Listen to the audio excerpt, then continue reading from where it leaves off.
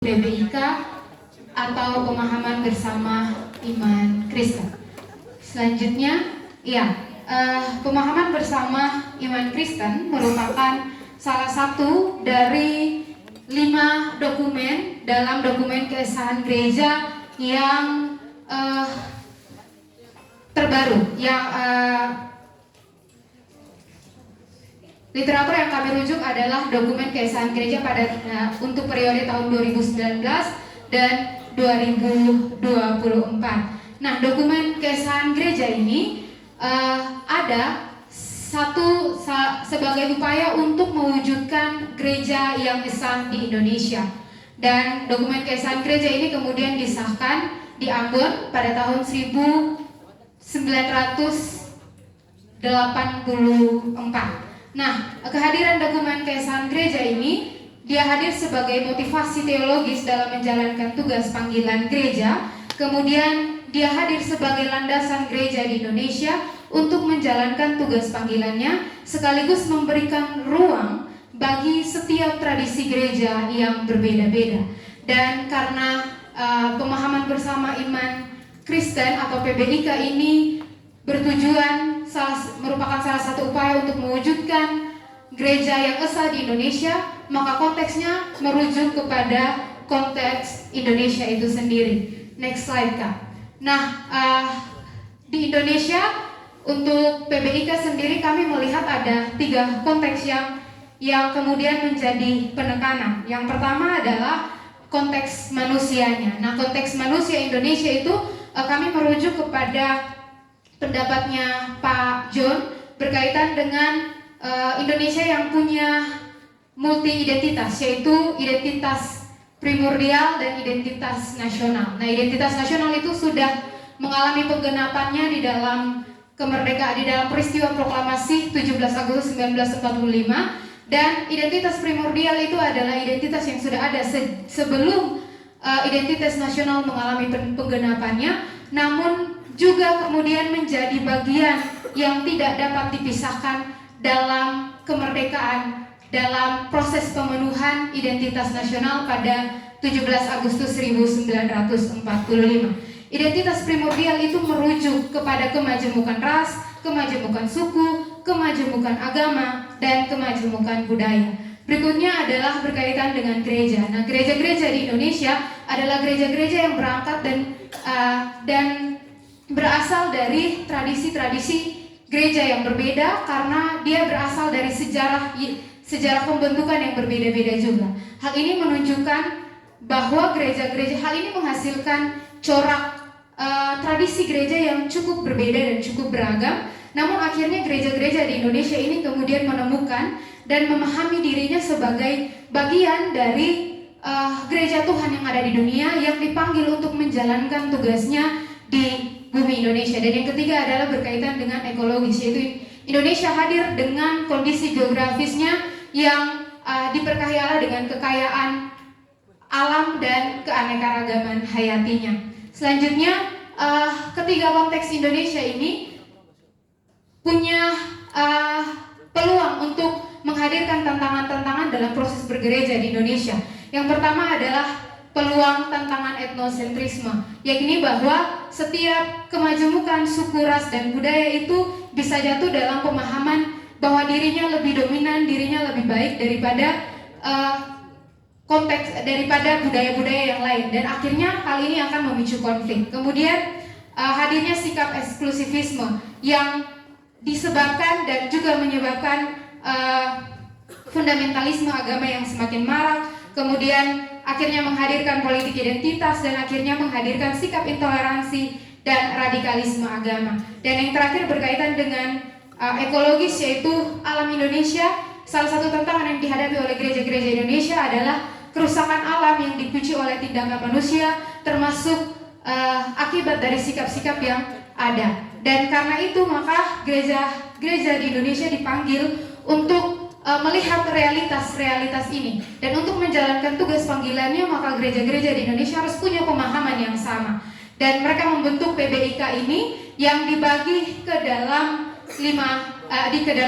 7 pokok pemahaman bersama iman Kristen.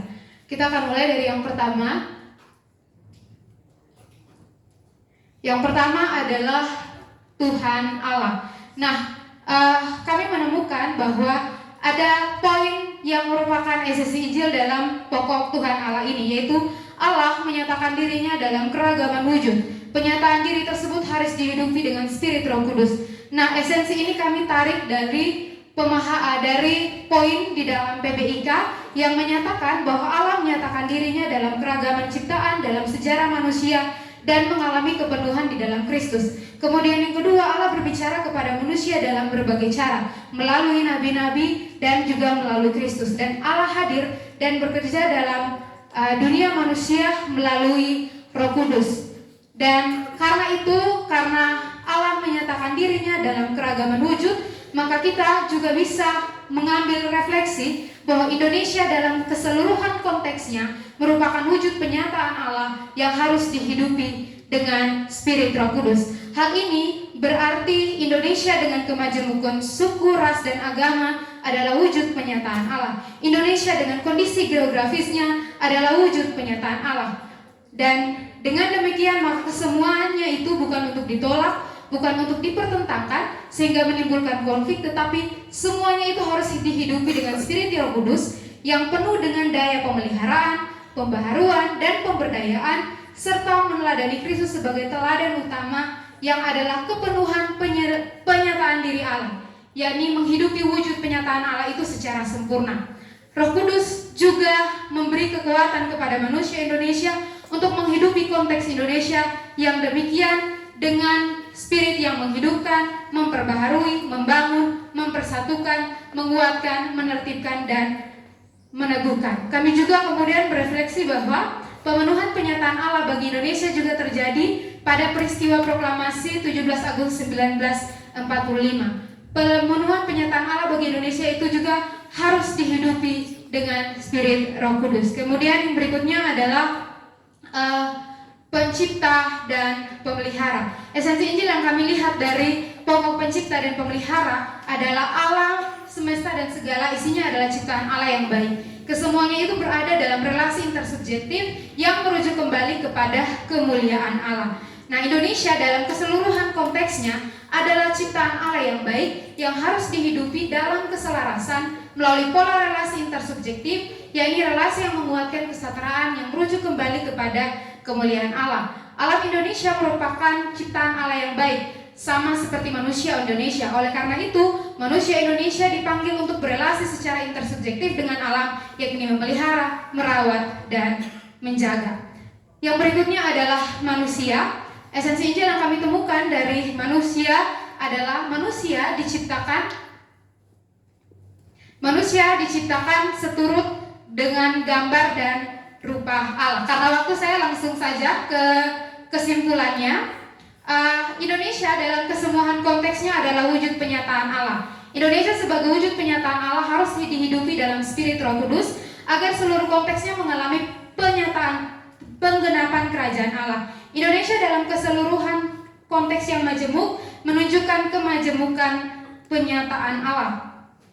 Masing-masing konteks tidak dapat ditolak tetapi dipertemukan dan dihidupi. Dalam hal ini jemaat, gereja, dan lembaga pemerintahan dipanggil untuk turut mengerjakan penggenapan kerajaan Allah agar seluruh konteks yang adalah wujud penyataan Allah yang beragam dapat dihidupi. Kemudian model berteologi yang kami lihat dari sini adalah model berteologi yang pertama model praksis, karena PBIK ini melihat dan menyadari bahwa gereja panggilan iman itu harus juga mengakomodir kemajemukan Indonesia, dan hal ini akan terus direfleksi secara berulang-ulang dengan menyesuaikan konteks Indonesia. Kemudian model terjemahan, kami melihat bahwa terdapat lebih banyak penekanan pada teks dan tradisi gereja yang mengilhami proses bergereja di Indonesia. Kemudian untuk tipologi, kami melihat bahwa Kristus di atas tipologi Niebuhr yang tercantum di dalam PBIK adalah Kristus di atas kebudayaan, yaitu bahwa gereja menerima Indonesia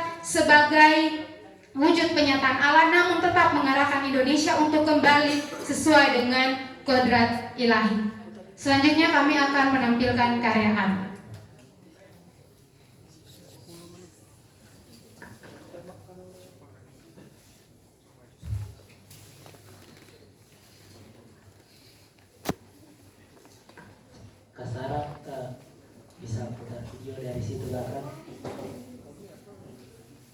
sampai menit 1:23 kita lanjut audio dari sini. Waktu tinggal 10 menit.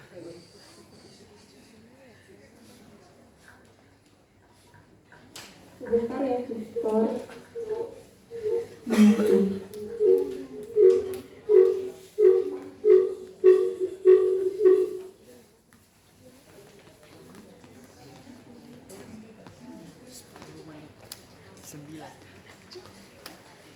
Sembilan menit.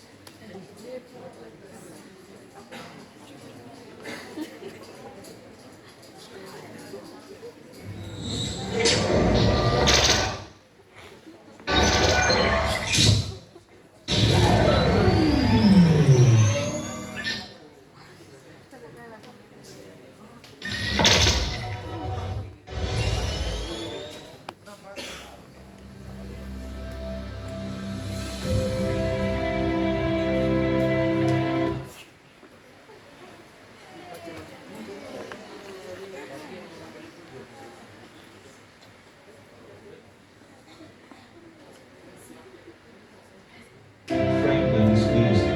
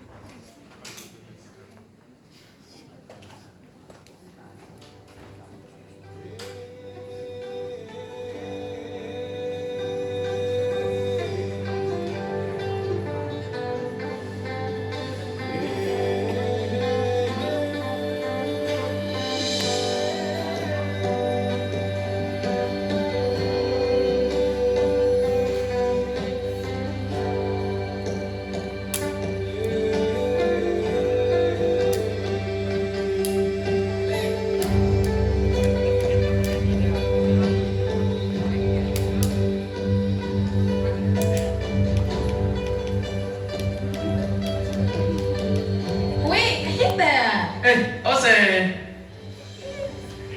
Halo. Halo Ose, kamu bawa apa itu?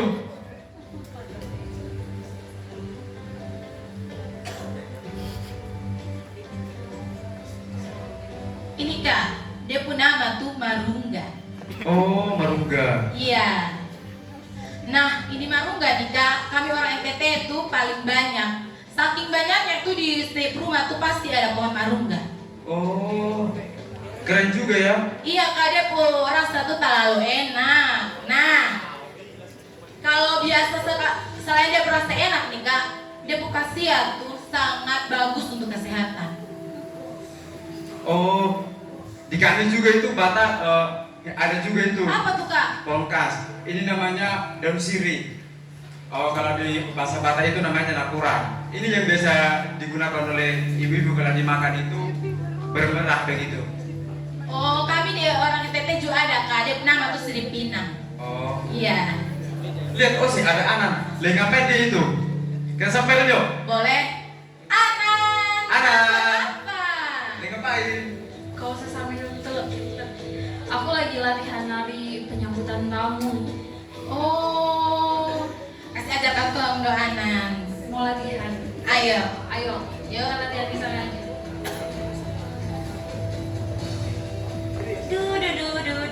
Ini hari Minggu ya, harinya Tuhan. Jadi aku harus pergi gereja. Hai Pep. Apa kabar? Baik. Selamat hari Minggu Pep. Hari Minggu, Bun. Mau kemana Pep? Mau ke gereja tapi kok bajunya kayak gitu? Iya, aku mau muncul, mau ikut ibadah pembaptisan. Ngapain tuh muncul? Kan pembaptisan di gereja.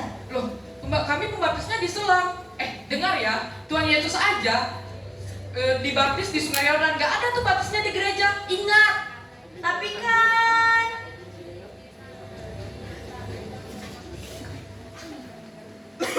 Bapak Ibu, saudara-saudara semua, Yesus sudah memberikan contoh bagaimana kita harus mengerjakan penggenapannya dalam setiap aspek kehidupan kita, termasuk kesejahteraan negara ini. Untuk itu, dalam pemilu 2023 ini, mari kita memilih saja saudara seiman kita, karena sudah pasti ia menjalankan teladan Kristen untuk Indonesia yang sejahtera. Udah, gak penting. Telah dengar doaku, Yesus penebus. Aduh. Kepala sakit. Mau ngomong apa di sini? Awi Pak, pakai apa nih? Kamu tahu saya dengan ibarat ini sangat-sangat mengganggu kita dan kita keluarga di sana. Jadi sekarang Pak, pakai sebelum apa? kita marah, bangun dan keluar dari sini. Bangun, cepat, bangun. Ini apa kita? Bangun. Astagfirullahaladzim, bangun. Astagfirullahaladzim.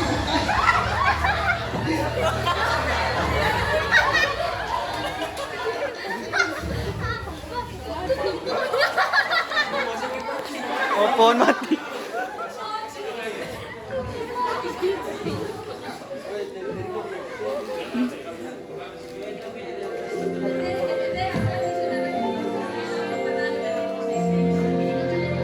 Kesayangan alam, kemegahan Nusantara yang tak bisa disangkal, kemajemukan budaya, ras, suku, agama yang tak terpinahkan. Indonesia penyataan gabungan alam, Roh Kudus menuntun hidup persatuan.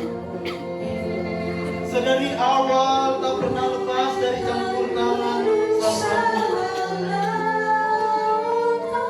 Satupun tiada rancangannya yang membawa malapetaka. Alur hidup tiap insani yang dinamis dengan segala kebebasan. Roh yang hiduplah yang memandu setiap hati yang terbuka. Dalam tatkala badai menerjang permukaan, jalanan dipenuhi orang-orang suci berdesakan. Terik matahari yang menghangatkan menjadi panas api yang dikobarkan. Persatuan perceraian, perdamaian pertikaian, siklus tak terelakkan. Pun demikian, sang Roh pemimpin takkan berhenti. Allah takkan memalingkan pandangan dari karya kesayangannya.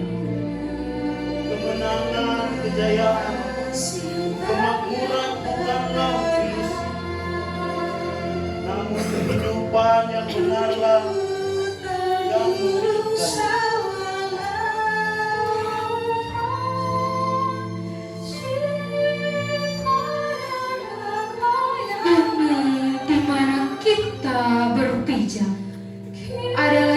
jejak kaki dia yang disebut kasih. Bumi di mana kita menetap adalah lukisan tangan dia yang membawa keadilan. Bumi di mana kita merengkuh hidup dan merendah harapan adalah tenunan tangan dia yang disebut damai sejahtera. Lalu apa yang kulihat, anak-anakku? Mengapa tidak ada kasih, tidak ada keadilan, dan tidak ada damai sejahtera? Mengapa suaramu riuh terdengar, meneriaki dan memaki? Mengapa teriakanmu menggelegar?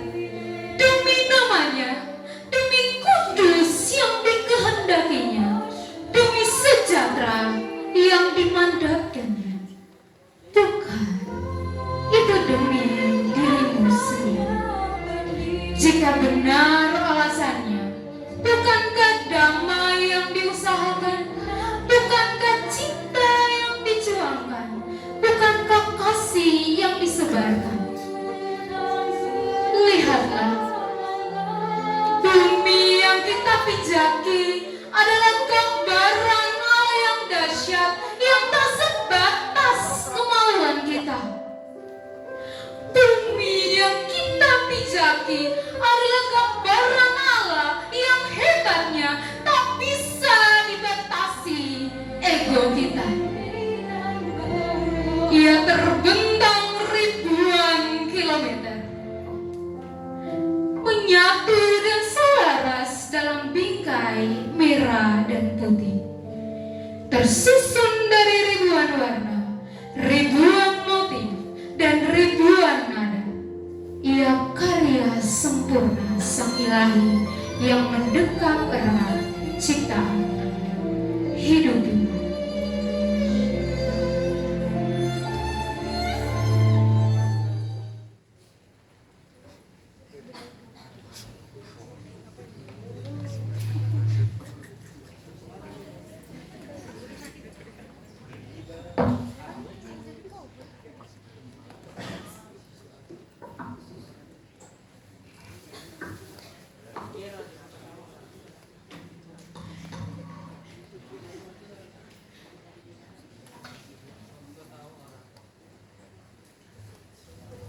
Oke teman-teman, kita berikan aplaus untuk kelompok.